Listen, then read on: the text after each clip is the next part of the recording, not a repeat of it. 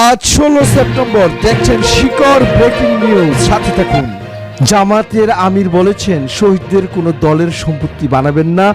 জামাতের আমির আরো বলেন, আন্দোলনের শহীদদের আমরা কোনো দলের সম্পত্তি বানাবো না, তারা জাতীয় সম্পদ, জাতীয় বীর।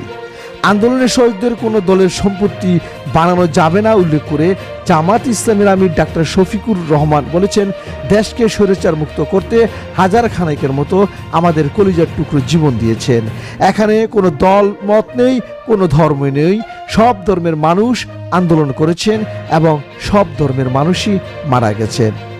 সোমবার 16 সেপ্টেম্বর বিকেলে টাঙ্গাইল শহীদ স্মৃতি পৌর উদ্যানে বৈষম্য বিরোধী ছাত্র আন্দোলনে নিহতদের মাগফিরাত ও আহতদের পরিবারের সঙ্গে মতবিনিময় সভায় এসব কথা বলেন তিনি। জামাতের আমির আরো বলেছেন, আন্দোলনের শহীদদের আমরা কোনো দলের সম্পত্তি বানাবো না, তারা জাতীয় সম্পদ, জাতীয় বীর। আমরা তাদের সেই মর্যাদা দেখতে চাই, তাদের নিয়ে কোনো দল যেন ক্রেডিট নেওয়ার চেষ্টা না করি।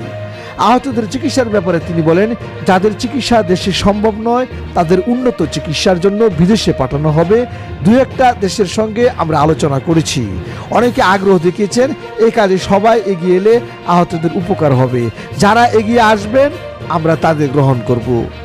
জেলা জামাতের আমির আহসান হাবিবের সভাপতিত্বে অনুষ্ঠানে বিশেষ অতিথি ছিলেন কেন্দ্রীয় কমিটির নির্বাহী সদস্য প্রিন্সিপাল মোহাম্মদ ইজ্জতুল্লাহ ও ডক্টর মাওলানা খলিলুর রহমান মাদানী।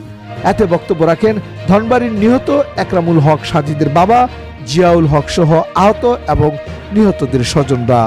শিকড় নিউজ ডেস্ক, ঢাকা।